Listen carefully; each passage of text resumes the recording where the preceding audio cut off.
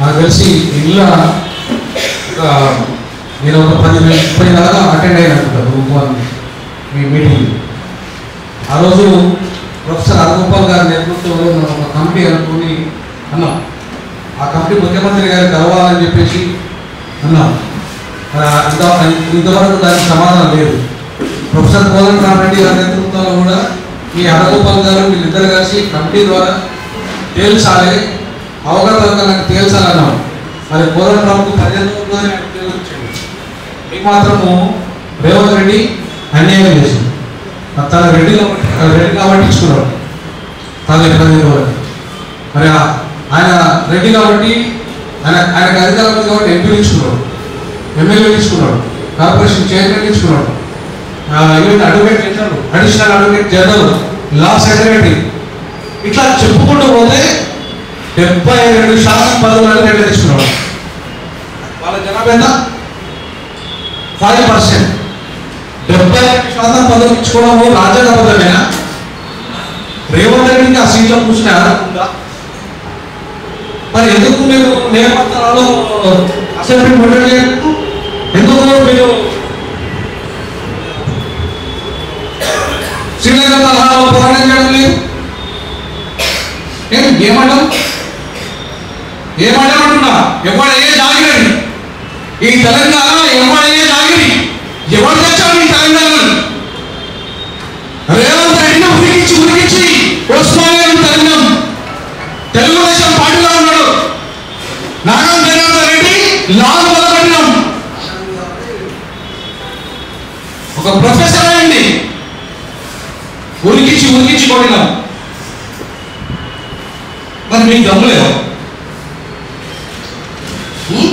కోదండరామిరెడ్డి లాభంలో ఉండండి, ఇంటి ముట్టడి చేయండి. మరి బాబు జాగిరా ఎవరన్నా ఇవాళ మీ మీద మీ పోరాట ఫలితంగా వచ్చిన తెలంగాణ జేఏసీ పేరు మీద ఆయన ఉద్యమం చేశాక నేను దాన్ని స్వాగతిస్తా. కానీ మీకు అనేక ఉద్యమం చేయలేదు, రావాలి కదా. ఏమి రిటైర్మెంట్ దాకా ఉన్నావు కదా, నువ్వు 60 ఏళ్ళు రిటైర్మెంట్ దాకా ఉన్నావు. నేను ఇంకా 12 సంవత్సరాల ముందు రాజీనామా చేసిన. ఏమి ఉద్యోగానికి 3 లక్షల ఉద్యోగానికి రాజీనామా చేసి మీకోసం ఉద్యమంలోకి వచ్చిన ఆయన 60 ఏళ్ళు ఉద్యమం చేసుకోకుండా జీతం తీస్తున్నాడు కదా.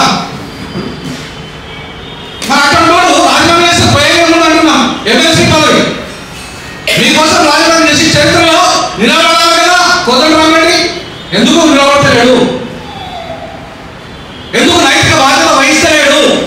మీరు ఎందుకు అడగతలేదు? ఇవాళ నేను అడుగుతున్న సందర్భంగా మీకు న్యాయ పోరాటంలో ఇప్పుడు హైకోర్టు న్యాయవాదిగా కూడా ఉన్నాను. న్యాయ పోరాటంలో డివిజన్ బెంచ్, సుప్రీంకోర్టు వాళ్ళు కూడా నేను మీ పోరాటానికి మద్దతు ఇస్తాను. మీకు సుప్రీంకోర్టులో నా స్టూడెంట్ ఉన్నాడు, చాలా తక్కువగా, చాలా ఎక్సలెంట్ స్టూడెంట్. ఆయన నేషనల్ యూనివర్సిటీలో పిహెచ్డీ చేశాడు. నా స్టూడెంట్ అక్కడ ఇప్పుడు గవాయినే గజగజ వాయిస్తున్నాడు. అంతటి టాలెంటెడ్ పర్సన్. సో అట్లాంటి వాటితో మీకు చాలా తక్కువ ఫీజుతోని నేను సుప్రీంకోర్టులో వారిపై చేయడానికి బాధ్యత తీసుకున్నాను. సీనియర్ అడ్వకేట్గా ఇవాళ డెసిగ్నేట్ అయ్యింది. అంతేకాకుండా మిమ్మల్ని ఒకటే రిక్వెస్ట్ చేస్తా ఉన్నాను, కాంగ్రెస్ పార్టీని జూబ్లీహిల్స్ ఎన్నికల్లో ఓడగొట్టాలి. ఈ బాధ్యత మీరే, గెలిపించిన మీరే, ఇప్పుడు ఓడగొట్టాల్సిన మీరే. లోకల్ బాడీ ఎన్నికల్లో, వచ్చే లోకల్ బాడీ ఎన్నికల్లో జడ్పీటీసీ, ఎంపీటీసీ, సర్పంచ్లు అన్నింటిలో మీరు పోటీ చేయాలి. మా ఆర్టీఐ 50% ఇస్తారు. ఎవరైతే పోటీ చేయాలనుకుంటున్నారో నిరుద్యోగులకు మీకు 50% టికెట్ ఇస్తారు. 50% టికెట్ ఇస్తారు. మీకు ధైర్యం ఉంటే, దమ్ముంటే రండి. నాకు ధైర్యం దమ్ముంది కాబట్టి నేను ఉద్యోగం రాజధాని చేసిన. అంత పెద్ద ప్రొఫెసర్ ఉద్యోగం రాజధాని చేసి రాజకీయాల్లో వచ్చిన. మీకు దమ్ము ధైర్యం ఉంటే రండి, పోటీ చేయండి, ప్రజల దగ్గరకు వెళ్ళండి, అడగండి. అన్యాయం చేసిన వాళ్ళని గెలిపిద్దామని అడగండి. గతంలో BRS లో జరిగిన అన్యాయం జరిగింది, తర్వాత కాంగ్రెస్ లో జరుగుతున్నది. మీకు న్యాయం చేసే పార్టీ కాదు. బాబాసాహెబ్ అంబేద్కర్ స్థాపించిన పార్టీ. బాబాసాహెబ్ అంబేద్కర్ ఏ రాజ్యాంగం ద్వారా సమన్యాయము అందరికీ జరగాలని చెప్పి శాసించిన పార్టీ. ఆ పార్టీకి ఇవాళ అధ్యక్షుడిగా ఉన్నారు. బడుగు బలహీన వర్గాలు ఎక్కువ మంది ఉన్నారు. బాధితులంతా వాళ్ళే, అన్యాయం వాళ్ళకే జరిగింది ఎక్కువ. కాబట్టి ఇవాళ మీరు ముందుకు రావాలి. మీరు ముందుకు వచ్చి నేపాల్ తరహా పోరాటం చేస్తారా చేయండి, దాని కూడా నేను సపోర్ట్ చేస్తాను. లేదా వీళ్ళని గద్దెదించడానికి రాజకీయ పోరాటం సిద్ధమవుతారో రండి. ఏ పోరాటం చేయండి, ఉంటే రౌండ్ రౌండ్స్ పెడతామని నడవదు, మీకు న్యాయం జరగదు. నేను చెప్తున్నాను కదా, న్యాయం జరగదు. వాళ్ళు ఆల్రెడీ జైలు డ్యూటీలో రేపు కోర్టులో ఏమంటుందంటే జైలు అయిన తర్వాత ఏం చేయగలుగుతాం, ఏంటిది పరిస్థితి అని చెప్పి దాని మీద చేయాలంటే చాలా పెద్ద పోరాటం చేయాలి. ఉద్యోగాలు 20,000 ఉద్యోగాలు తీసేసి టీఎస్సీ కోసం వెస్ట్ బెంగాల్, అవునా కదా? అట్లాగే కాకతీయ విశ్వవిద్యాలయంలో 11 మంది ప్రొఫెసర్లు తీసి పడేసారు అవకాశాలు అపాయింట్మెంట్లో. అంతేకాకుండా చాలా దేశంలో చాలా కేసులు ఉన్నాయి, ఉద్యోగాల పైన కేసులు ఉన్నాయి. మీకు భయపడాల్సిన అవసరం లేదు. ఆ విషయంలో కూడా 543 పోస్టులలో ఎక్కడైతే అవకాశాలు జరిగితే వాళ్ళందరూ తీసేయాల్సిందే. బరాబర్ చెప్తున్నాను. 100 కోట్ల స్కామ్ జరిగింది, 100 కోట్ల స్కామ్ జరిగింది. బరాబర్ చెప్తున్నాను వ్యవస్థ.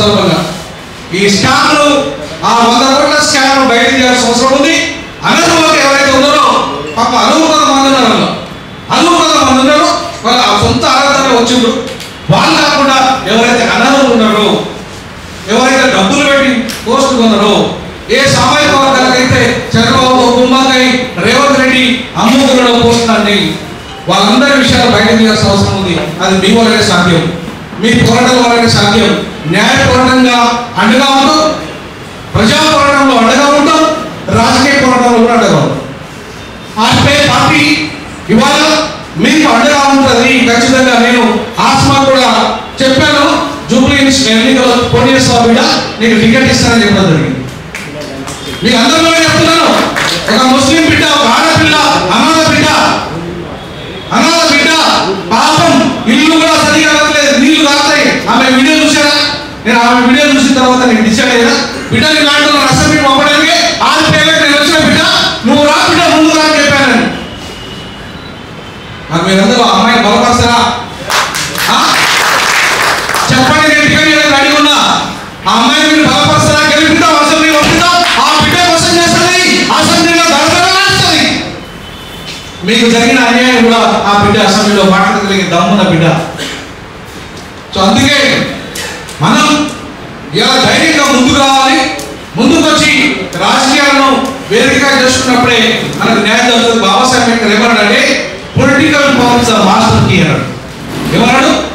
Political power is the master key to open the doors of democracy అన్నాడు. అది either it is executive, or it is judiciary, or it is politics. కాబట్టి ఏదైనా పొలిటికల్ పవర్ అనేది కావాలో వద్దా? సో మీరు అసెంబ్లీలో మాట్లాడాలి, పార్లమెంట్లో మాట్లాడాలి, మీరు జడ్పీలో మాట్లాడాలి, మండల పరిషత్లో మాట్లాడాలి, ఇష్యూస్ మీరు గ్రామ పంచాయతీలో మాట్లాడాలి. సో కాబట్టి నిరుద్యోగులైన వాళ్ళంతా కూడా దయచేసి ఈ ఎన్నికలకు ఆయుధంగా వాడండి. మీకు అండగా ఆర్పీఐ ఉంటుంది, ఆర్పీఐ కాదు అన్ని పార్టీలు ఉంటాయి, ప్రతిపక్ష పార్టీలు. సో కాబట్టి ఖచ్చితంగా న్యాయ పోరాటానికి హైకోర్టులోనూ సుప్రీంకోర్టులోనూ నేను సంపూర్ణ మద్దతు ఇస్తాను, మీకు అండగా నిలబడతాను. అదే పడాల్సిన అవసరం లేదు. అన్యాయం జరిగిన అన్యాయం మీద పోరాటం చేసుకుంటూనే వచ్చిన నా జీవితకాలం ఇప్పుడు కూడా పోరాటం చేస్తాం. కాబట్టి ఆ విషయంలో చేస్తూనే మీరు రాజకీయ పోరాటం కూడా నేను దయచేసి నేను అది కూడా మేము రికమెండ్ చేస్తాను. ఎంత మేరకు రాజకీయాలు ఇంట్రెస్ట్ ఉన్న వాళ్ళంతా మీరు ఒక్క ఓటు వచ్చిన వాళ్ళు, మీ ఓటు మీకు వచ్చిన వాళ్ళు మీరు విజయం సాధించాలి. మీకు ఒక్క ఓటు వచ్చినా సరే నేను అంటున్నా ఈ సందర్భంలో, నేను ఎంపీగా పోటీ చేశానండి ఈ వరంగల్ 2015లో. ఏమైనా పైసలు ఉన్నాయా బాగా నా దగ్గర? ఇక మా స్టూడెంట్ తెలుసు నా దగ్గర ఏముంటుంది అనేది, కోర్టు తప్ప, ఈ కోర్టు తప్ప ఏ కోర్టు ఉండేది దగ్గర. బాబాసాహెబ్ అంబేద్కర్ లాగా నాకు కోర్టులు ఉండే తప్ప ఒరిజినల్ కోర్టులు ఉండవు. సో కాబట్టి ఇవాళ మీరు భయపడద్దు, దయచేసి. భయపడితే ఎవరైనా భయపడిస్తాడు. మనం ఎంతకాలం భయపడదో చెప్పండి. నేపాల్ భయపడరా? శ్రీలంకలో భయపడరా? మరి మీరేం భయపడదు? మీకు దమ్ముంటే రాజకీయాలను శాసించండి, మొత్తం విద్యార్థుల రానున్న రోజుల్లో సీఎం సీట్లు మీరు ఏడాలి ఆర్ట్స్ కాలేజ్ అసెంబ్లీ పెట్టే ఉస్మానియా విద్యార్థులు చెప్తే వాళ్ళంతా కూడా ధైర్యం లేక ముందుకు పోలేకపోయాను. ఇలా ఆర్ట్స్ కాలేజ్ నుండి మొట్టమొదటి ముఖ్యమంత్రి కావాల్సిందే అయినా కాలేదు. ఎందుకు? విద్యార్థులు అనుకున్నారు కాబట్టి. ధైర్యంగా చెప్పగలను, నేను ధైర్యంగా చెప్పగలను, ఎవరికి అమ్ములు బాగుంటా ఉన్నా కాబట్టి చెప్పగలను.